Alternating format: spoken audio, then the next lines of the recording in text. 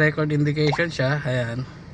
So nagre-record, ibig sabihin yan kung gusto mo i-stop yung recording, ayan. So wala yung indication. Screenshot o photo, video lock, yung mga recording natin na hindi napapasama sa normal recording, may sariling folder siya. Tapos mic, change from view ng cam, pwede ring swipe. Tapos may tilt tayo, brightness sa kanan, tilt sa kaliwa, brightness sa kanan. Ngayon may mga indication siya, yung mga square na yun nakikita mo. So pag may malapit, object detections yan. Malapit yung kamay. Sa smart driving, so may ADAS tayo, advanced driving assistance, blind spot detections, lane change assist. Para siyang sensor pero hindi siya gano'ng ka-accurate. Tumutunog siya or nagkakaroon ng watermark sa gilid kapag may malapit. Advanced driving assistance yun o ADAS. Tapos blind spot detection sa likuran.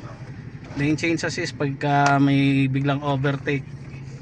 Yun, pag magbabago ka ng linya, so may indication siya, may malapit. Tapos file management, front, back, video lock, photo. So ito yung mga ano natin, recording natin na folder. May folder tayo ng front. Yan. Nagbukas mo sir, nandito na yan. Yan. Indication niya ng magkit ng kamay ko. Back, ayan yung sa back. Tapos yung sa video lock, ayan. So harap likod palagi yung recording natin, ano. Hindi napapasama sa normal recording. Tapos driving setting, resolution mo 4K, loop recording 3 minutes recommended. Time lapse, yung bilis ng replay pag nagre-replay ka. Record audio sa mic pa rin. G sensor, gravity sensor meaning nito, so pag may collisions, bangga, lubak, automatic magbi-video lock yung recording mo. So in-off lang natin kasi sobrang dami ng lubak sa atin sa Pilipinas, kaya in-off na lang natin. Parking guard, pagka ipapark mo sa alanganan lugar, i-on mo siya. Yung ito, pili ka lang ng sensitivity kung gaano siya ka-sensitive. Pag once na may kalabog, automatic siyang bubukas gamit yung sariling battery. Yan. Pero i-off dapat siya pagka umaandar. Para ka naka G sensor yan pag naka-on yan.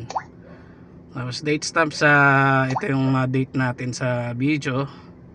Back mirror, yung switch yung camera mo from left side to right side. So nakakalito, so off lang. License, kahit ano pwede mo ilagay dito. Pag naka-on tong license, may watermark na letter dun sa video. Ayan. So in-off lang natin yan kasi malaki sa memory.